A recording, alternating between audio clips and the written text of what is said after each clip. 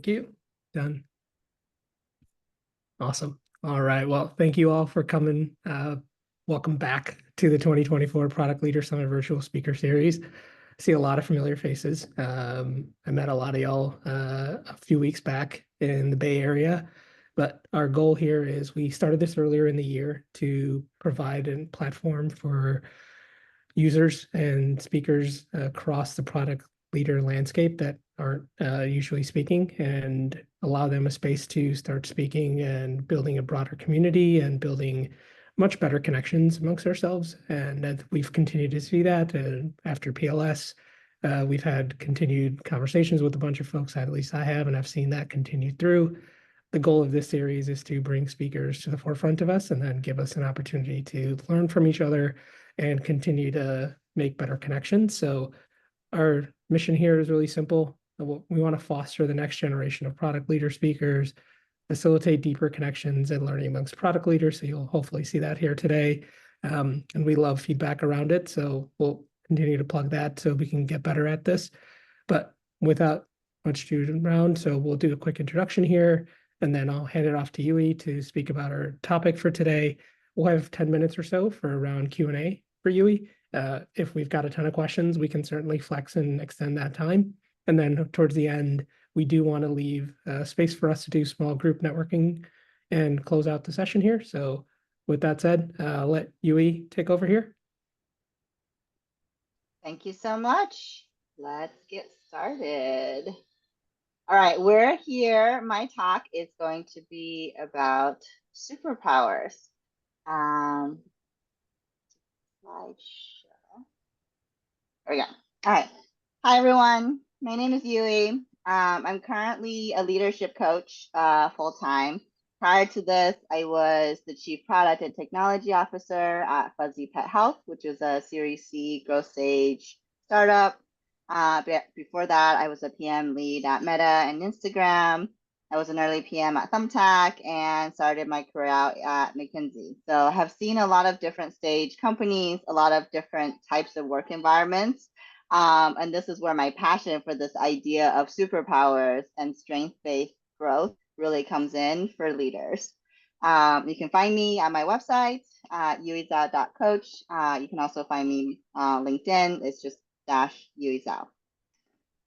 Without further ado, why does superpowers matter? What am I talking about when I say, what is your leadership superpower? This is a typical scenario in which that concept and question may come up. And I'm sure we've all in this group seen it. Someone in an important decision meeting goes, hey, I think Yue might be a good person to lead this project. Could be anything. And then the person leading the project says, okay, what's Yue good at? What's she known for? What relevant experiences does she have? And whoever throws your name in the hat, whether it's your manager, a sponsor, a colleague, even yourself, is going to have to answer that question in a quick and convincing way, right?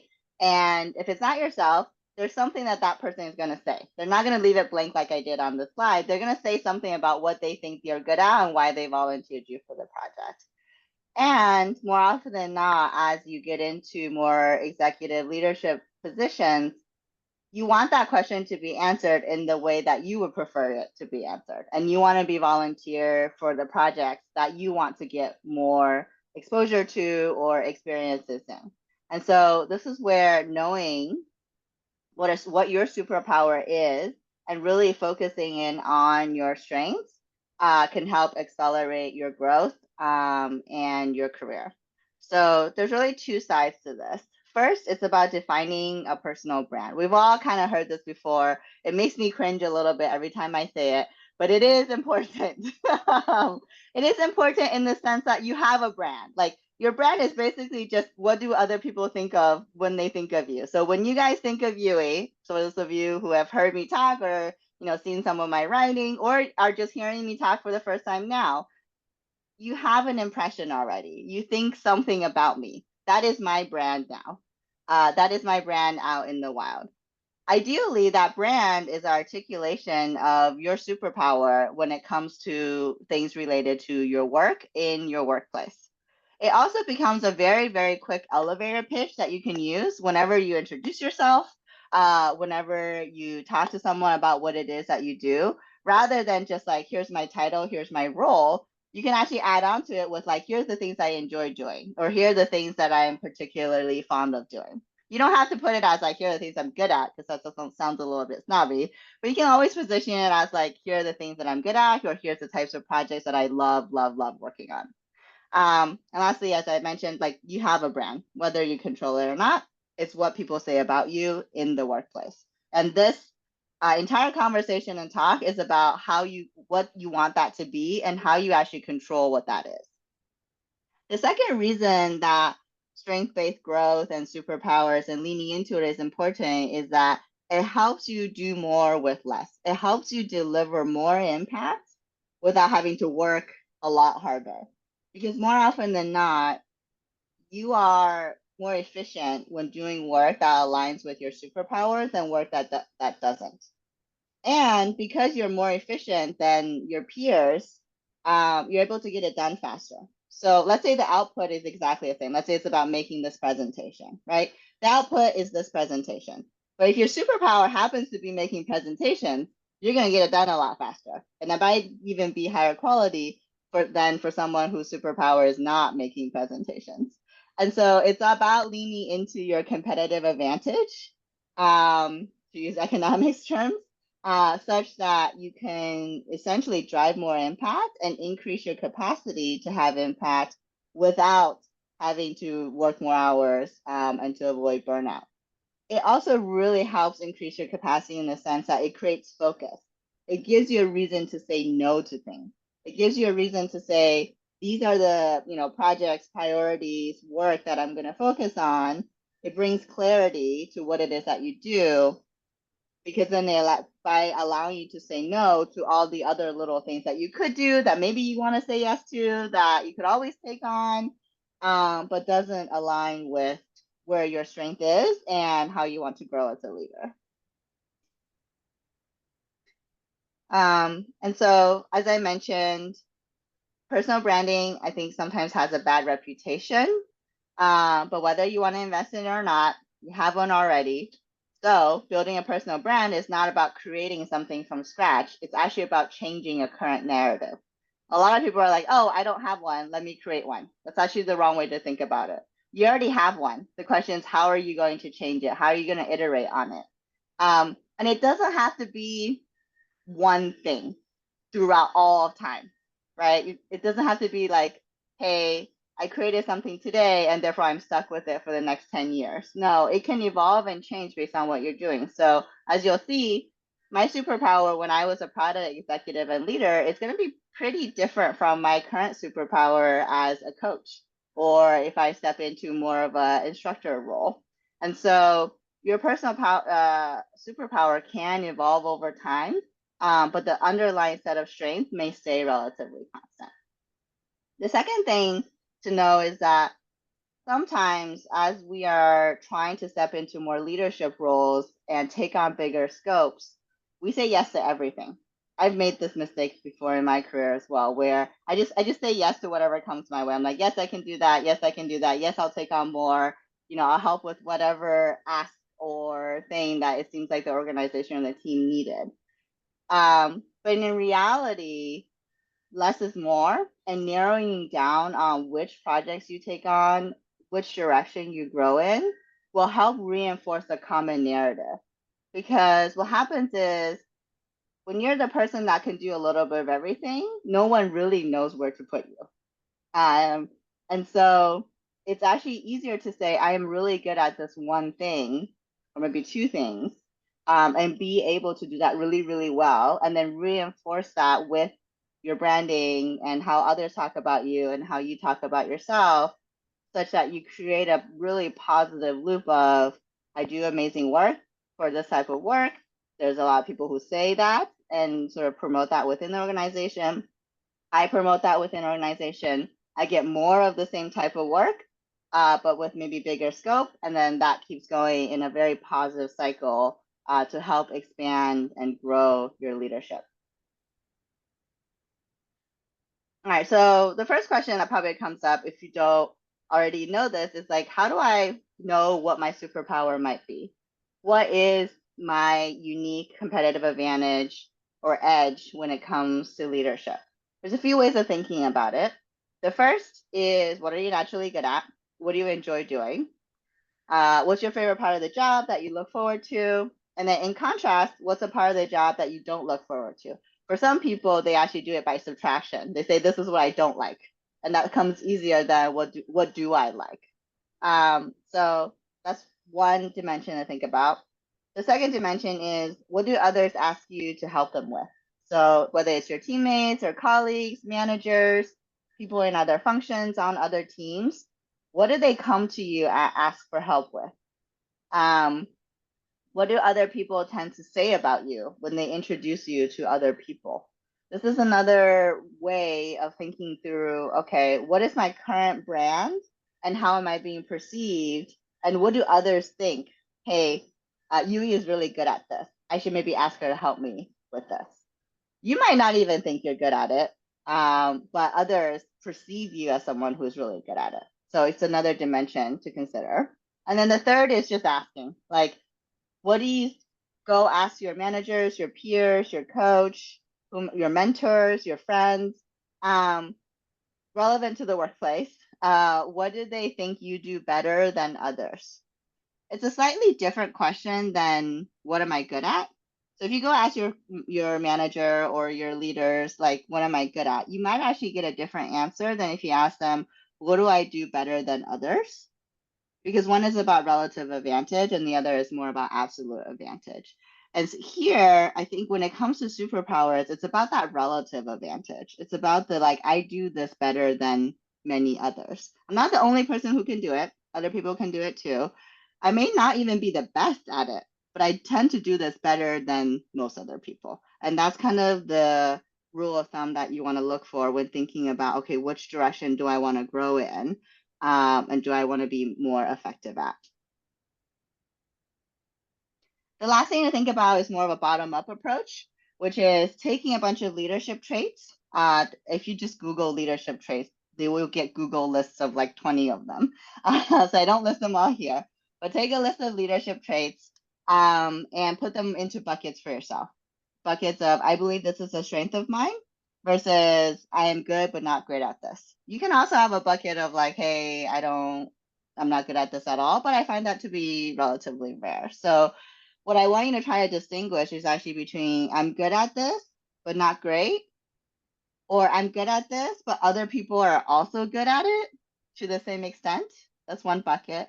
And then the other bucket is I'm uniquely good. Like, I think I'm better at this than other people. I believe this is a strength of mine.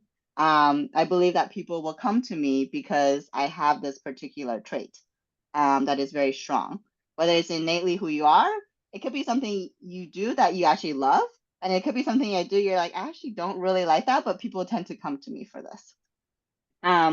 So when you put those things together, you come up with essentially buckets of types of superpowers. And here's 4 examples to put it into sort of more concrete terms.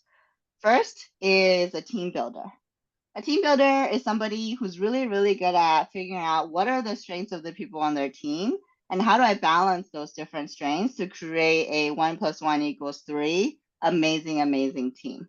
Those people tend to index very highly on creativity, but also very high on empathy. They tend to be able to really understand true motivators and values and skill sets and kind of see where a team is going and how, what that team might be missing to be a high performing team. The second is the visionary leader. This is your stereotypical startup founder in Silicon Valley, someone who thinks about big ideas, looks to the future, is often a storyteller, and really inspires people with like, this is what life could be like, this is what the future could look like. They tend to be very creative, they tend to be very positive, and they lead through vision and inspiration. The third is what I call the turnaround guru. This is someone who you bring in when there's a lot of uncertainty, when there's a lot of hesitation and a lack of direction. They're really good at coming into a situation where it feels like there's either a gridlock or people are not getting along, or there's 3 different directions that the team is pulling in, they're able to rally the team and move everyone together in one direction. Might not be the most inspirational direction, might be something super basic, but they're able to say, okay, guys, like, I understand there's risk, I understand there's uncertainty, I understand there's disagreements, but here's one thing we could go try, and then they get people to buy into that, and move forward. And the last is the operator. The operator is someone who's a very, very strong systems thinker. And so you often find these people at bigger companies or growth stage companies. They build teams and processes that work for thousands of people. When you think about a team builder, it's more at an individual team level. When you think about an operator, it's very much at scale. So they think about many, many things as systems, recruiting systems, people development systems, product launch systems, engineering systems. They're doing things at scale. They like to get into the details often to see how they work. And they're often very persistent, as in order to get a system or a process adopted by hundreds of people, you sometimes need to be a bit persistent about rolling it out and figuring out the nuances of that rollout. As with any superpower, these are more what I call stereotypes or buckets or thought starters, ways of, hey, I might see myself more in one of these versus another. This is, as an example, when I was working as a product leader, my superpower as a product leader. Yue is one of those rare product leaders who understands user needs and business strategy. She weaves them together in the products she builds to lead the company into profitability and exponential growth. This is something that one of my mentors and managers had written about me in an email to someone else that it was not word for word like this, but in spirit. And I was like, oh yeah, I do align with that. And it was nice, again, going back to how you might find one of your superpowers. That's how I sort of discovered mine, if you will. And I iterated and thought about it over time. Again, it doesn't necessarily fall into one of these 4 buckets, but it's a bit more around visionary leader and team builder than it is around, being a turnaround guru or an operator. So something to think through as you put together, what are you naturally good at? What do others ask you to help with? And when people, what do people say you're better at than others? If you're curious, I also put together a quick quiz on my website. I'll drop the link in the Zoom afterwards in the chat. You can go take a quick, it's almost like a personality quiz, answer a couple questions, see where you might end up, just as, again, a thought starter. And why this matters. So half of the equation is coming up with what is it you think that is your superpower. The other half is what's the context and environment that really values that superpower. Because often, especially now that I'm full-time focused on coaching, I see people with amazing superpowers in the wrong place. That just like doesn't push on what they're really good at, what their strengths are, and they're spending their whole time trying to shore up their weaknesses rather than playing to their strengths. And so, as you can imagine, when you have someone as a visionary, they work really well at startups or companies that are looking to launch new businesses. You put them in a giant mature company, it's just they're not getting the most out of somebody who's a visionary. Same with an operator. An operator is amazing at growth stage companies that need to go with from high 500 to 1,000 to 5,000 to 10,000. You put them in a 10% startup and they're like, no, we don't want process. Like, go away. Stop trying to put in checks and balances. You just don't need that type of scale. So it's not going to be valued as much. And so as with any type of strength or leadership superpower, it's important to then also think about like, where is that differentiator that I have really going to matter? What type of company, what type of teams, what stage of company is really, really going to care about what it is that I bring to the table. And once you have those 2 pieces of the puzzle, and I really think those 2 pieces are like 50-50. It's 50% what you bring and then 50% the context that you're in. a couple of things. One is when you're talking about your wins, when you're advocating for yourself and your projects and talking about the impact that you're having, do it in the context of your superpowers because it reinforces the impact. And so, as I mentioned prior, as an example, my superpower was bringing together an amazing product and making sure that it makes money. So every time that I talk about product feature wins, I talk about users and what they, love about it, but I also talk about the fact that it makes money, and the revenue that it brings to the company. And I actively, then point number two, seek out projects that allow me to do that, that have both a user component and a revenue component. And so, you may realize after you do this exercise for yourself that, like, okay, I'm not on the best project, or I'm not on the best area of the organization. What can I do about that? It doesn't mean tomorrow you can kind of go and be like, let me change teams, let me change jobs. Maybe you can. Some people, maybe you can actually do that, but most of us cannot. And so it's really about shifting the percentage of work that aligns with your superpower over time. And so you might start in a world where it's like only like 10% today. You're like, I only see this in like 10% of what I'm doing. Your goal is to then slowly increasing that by taking on more and more of that 10% work to make it 20%, 30%, 40%, saying no to the ones that don't align. And then over time, 6 months later, a year later, you'll see that it's like 50% of your role now, right? Or 60%. Or you'll get to a point where you'll feel like you get stuck and you're like, okay, now I need to take a bigger shift because the best that I can do here with the current situation is 30%.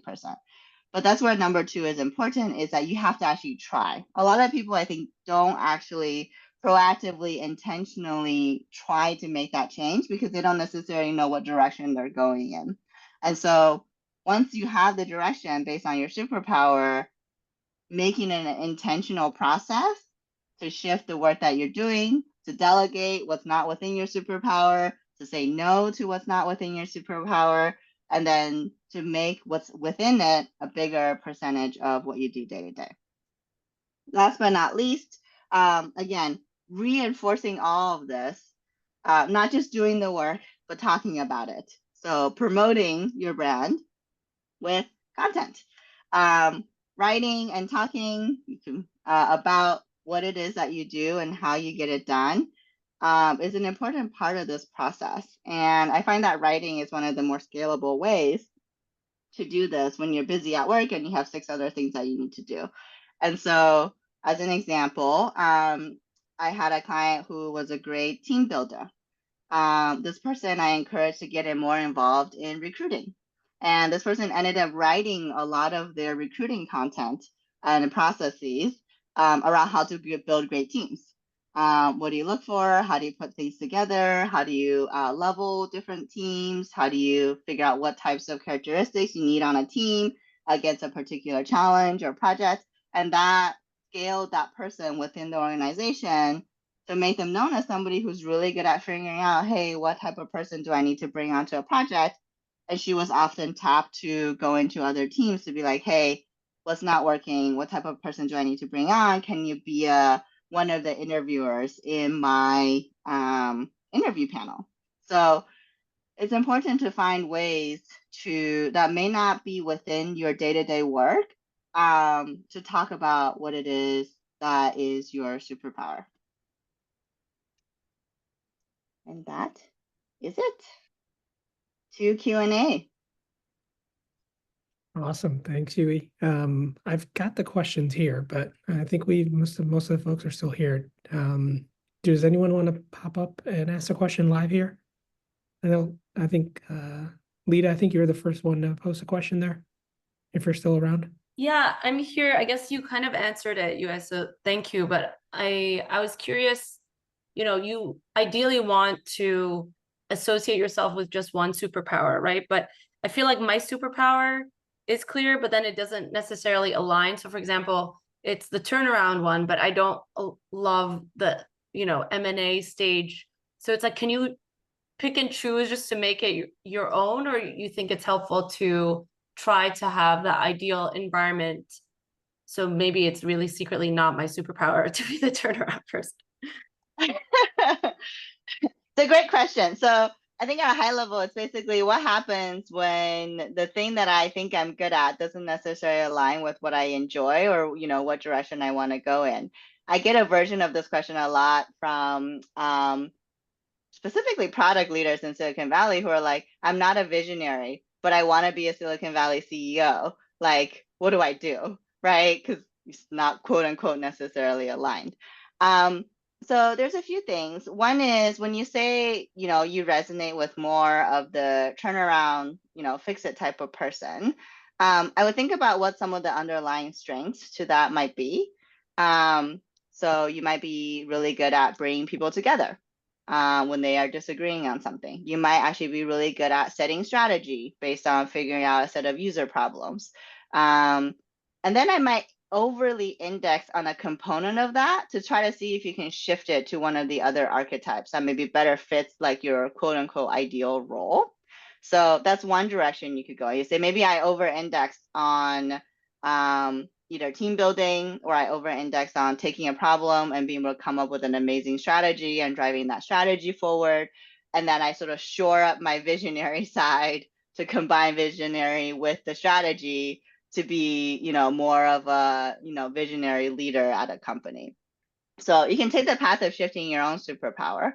You can also take the path of like, okay, what is it that I don't enjoy about turnaround situations? And can I find specific types of quote unquote turnaround situations that I actually enjoy? Because on one hand, you might have like a giant turnaround at a mature company that now has a competitor or Gen AI came around or whatever, and now they need to innovate, but it's, you know, a 5,000 person company and a slow ship to turn.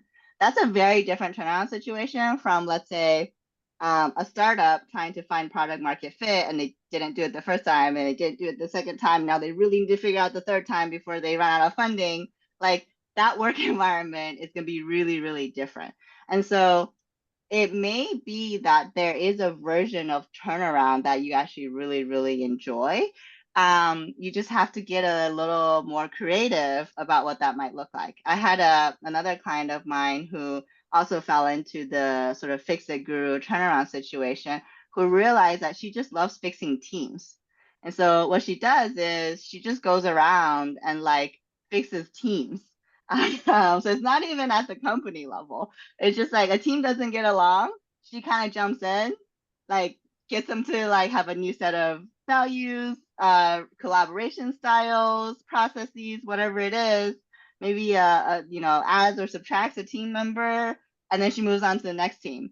And so she's fixing things, but in a very different sense from how you might think about fixing strategy or fixing like product execution.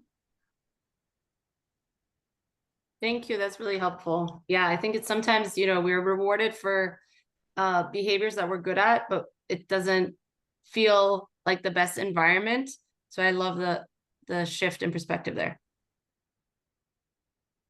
Awesome. You're Cool. welcome. Thank you. Varun, I see you on here. I thought you had another question if you want to ask. Hey, hi, Nishit. Thanks. Yue, thanks a lot for making time today.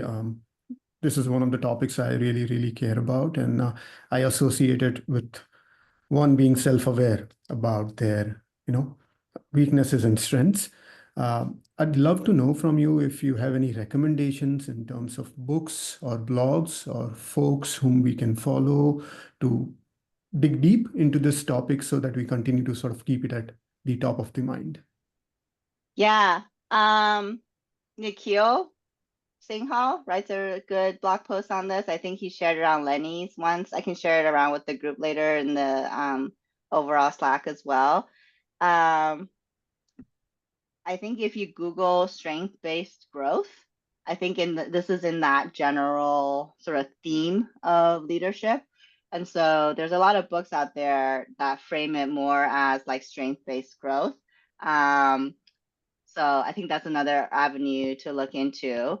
I did a Maven course actually on this particular topic. There's around superpowers, shadows of superpowers, how you might evolve them over time. I don't think I'm actually going to do another cohort, but it will be a part of the leadership accelerator that I put together. So to the extent that's interesting, happy to share that with the group as well. it's a topic I'm super passionate about as well. I think there's just so many benefits, particularly as you go from like a director to VP level, in really being super clear on your value add to the organization, and then finding the organization that values that back. That just makes things so much more clear and simple than trying to kind of almost like bang your head against a bunch of scenarios where you're like, do you like me? Do you like me? Do you value what I do? No. Okay. Like, let me keep trying. Versus coming from a very centered place of like, this is what I do. This is what I'm really good at. This is the value that I bring. And then let me find the place that sees that and values that. Thank you. Welcome. Awesome. Cool. Yui, I got a question. As you're thinking about this, I found myself throughout my career kind of hopping across multiple of these, and where like it's just the need of like the company and the business and where it was at that time. And I'm wondering, I kind of view some of these as like complementary in nature. I don't know if I'm thinking about it wrong, but like what's your take on that? Because like I've had to be the operator in certain places. I've joined a company and I was energized to like make myself as a better like product professional to get better at operating and taking a company that's found product market fit and scaling it. And then I've been at startups where I've been like in the visionary seat and I found energy in that. And I just don't know like how do you balance those, and are they complementary? Yeah. Should I think about it that way, or am I just completely off? So they do end up being complementary in that often when you're building out a team, you want people who index on a different one of these. And in fact, if you have like just visionaries on a team, well, we kind of all know how that's going to go. Like no actual real work gets done. And so, when you're building out a team, you actually often need this. But within a specific, like in your own career, when you think about time phasing, you could also go from one to another, because as an example, similar to you, I've also gone through different phases of my career, just transitioning from product into coaching. I think where I'm indexing a lot more on like a team builder archetype that I am on product vision and strategy now, right? So over time, that can also shift. But I think what's important is any given moment in time, especially if you're trying to move up in an organization, having a single focus like really, really matters, because that brings clarity to everybody around you. And so when you go into a room and you say, I can do everything, nobody knows what to give you. Like nobody knows what to actually ask you to do. Like if you walked into a board of directors, you're like, I could be the CEO, I could be the COO, I can also do product and engineering. They're like, so which one do you want to be? Well, they're not gonna ask you that, but in their head, they're gonna be like, well, so what are you good at? Like what's your strength? Where should I put you? And so it's, even if you're like, I can be the CEO and the CPO and the CEO, you still gotta pick one and sort of figure out how you tell your narrative, figure out how you double down on that, at least for 5 years, 10 years. And then you can be like, okay, maybe I try being something else, right? But I think it's important in any single moment in time to really be clear on which path you're taking, so that you can double down on it to clarify it for yourself in terms of priorities and the things that you're stepping into, as well as what other people are going to try to help you with and try to get you, right? Whether it's a job search or an internal move. If you go to someone and you say, I want this role and this role and this role and this role, they're not going to remember, right? They're just going to remember Yui wants a PM role at a health tech company. Like that's all they're going to remember. So you need to help clarify that, almost not just for yourself, but for those around you as well. Awesome. Yeah, I think that helps. Thank you. We still got a couple minutes if anyone has any questions in the audience.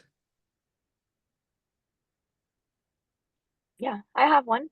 So I think this is more about, maybe it's more about boundary setting than it is about superpower, but I'll just ask it anyway. So I'm at a startup where it is very much like everyone has to wear many hats, we're under resourced, etc. So similar to what other people were saying, I find myself having to go across superpowers and maybe never diving deep into one. Do you have any suggestions on how to define and develop that, or set another way to maybe even like in a startup environment to say no to things that you think you're less good at? I think that when you start focusing on something and then actually doing the work of saying, this is what percentage of my time I'm spending on it versus not, you actually start more naturally bringing clarity and focus to the fact that you are spread across a lot of different things, but you really want one thing. And you actually naturally start doing things that are more aligned with your narrative, because as humans, we do things that align with our internal narrative, right? Our talk track in our heads of like who we think we are, what values we have, who we think we want to be, what goals we think we have. We always take action that aligns with that. And so when you define alignment as I do things that are, aligned with my superpower, you'll all of a sudden be like, oh, all of these other things are not aligned. And you might start in a place where you're like, oh crap, like how do I go about saying no to these things? And in the beginning, you might not be able to say like no to all of them, but maybe you start with one and then you start with another one and then you do another one. And over time that adds up.